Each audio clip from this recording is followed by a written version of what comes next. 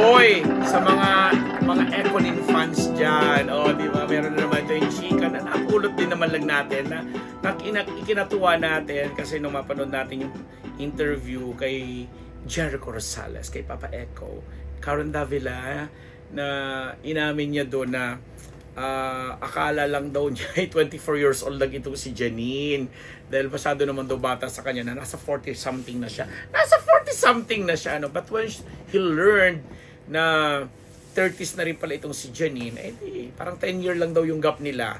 Itinuloy niya ang panliligaw dito na kunento nga niya kung nagsimula lang sila supposedly na mag-script reading, inimbitan niya, tapos imbis na may dala pa siyang laptop, ayon sa kwento niya, may dala siyang laptop doon sa kanilang date.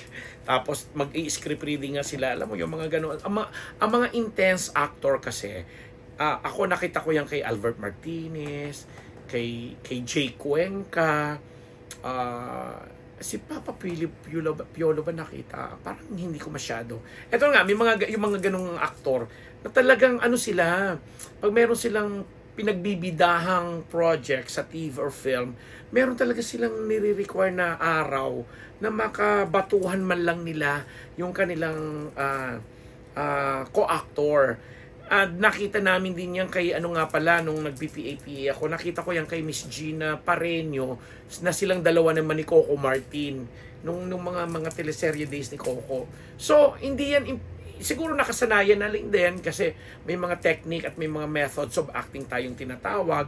Kaya siguro sabi ni Jericho, since first time yung makakatrabaho itong si Janine and wife pa yung magiging wife and husband and wife pa yung magiging roles nila, ito na nga po yung Lavender Fields, sabi niya parang gusto niyang makabatuhan ng eksena and in-invite nga niya itong si Janine.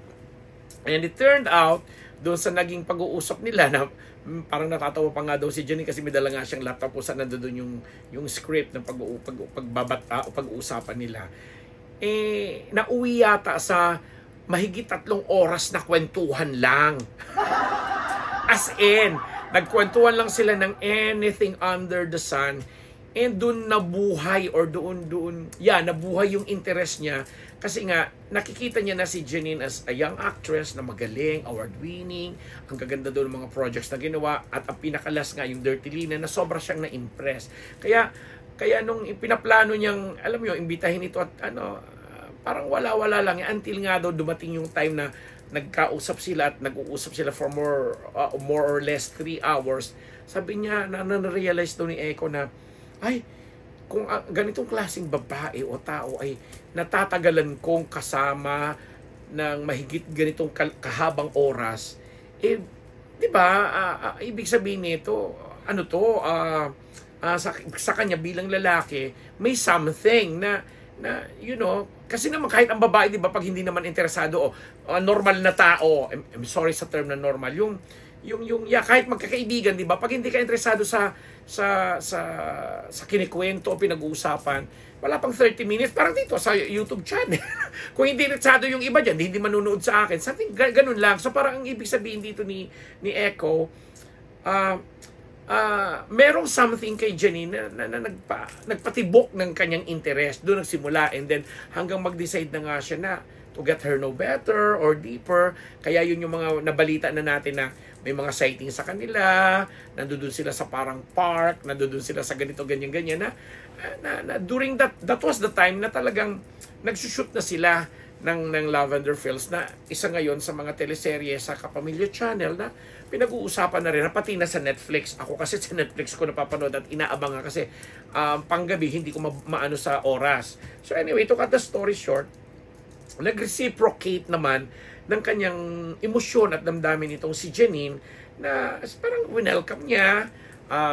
Sabi nga naman nating lahat, ang friendship ang love nagsisimula sa pagkakaroon ng magandang friendship, and mukhang ganun ang nangyari sa kanilang dalawa, na in fact nakakapanghinayang nga lang kasi wala ako, may sakit ako nung kinapanayam namin sa Maritas University, itong si Lotlot de Leon. Sayang, si Lotlot sana, ang dami ko siguro mapupulot ng mga kachika doon, kahit off the record, no, makakapagbalita tayo. But the thing is, kahit off the record, mas makakapagbalita. Hindi, ang ibig ko sabihin is, siguro mas kikiligin kayo, kahit dahil alam ko may mga off the record na ikukwento si Balot sa akin or sasagutin sa mga tanong ko na, syempre pag nagbabody movement, language lang ako, yun na yun. But the thing is, yun na nga, nagpahayag naman si Lotlot na welcome at masaya, nakikita naman niya na masaya ang kanyang anak.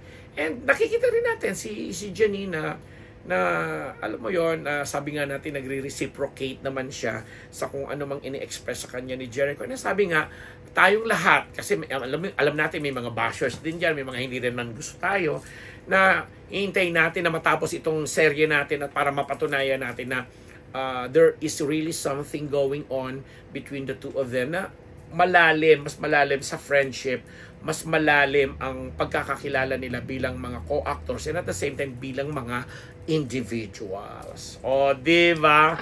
So, masaya lang. So, mga Janine Gutierrez fans, Jericho Rosales fans, and the Econin fans, let's just be happy. Keep on supporting Lavender Fields.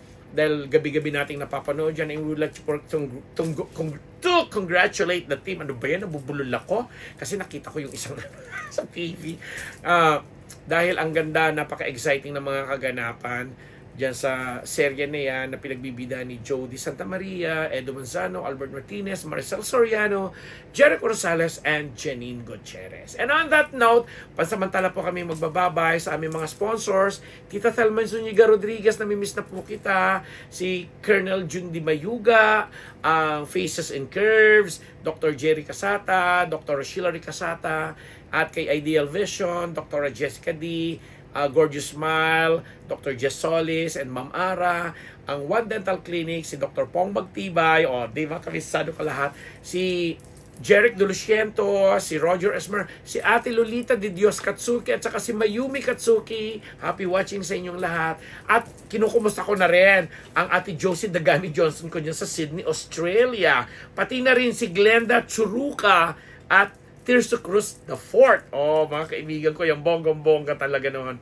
And of course, ang Ako Bicol Party List, Congressman Zaldico and Tita Maylin ko, kay kumparing Joey de Guzman, kay Bernard Peralta, at sa inyong lahat po, Luzon, Visayas, Mindanao, pati na yung mga nasa abroad dyan na inaabutan po nitong aming munting channel. Maraming salamat sa pagtaguyod po at pagtangkilik. Ambet Nabus, nagpapasalamat.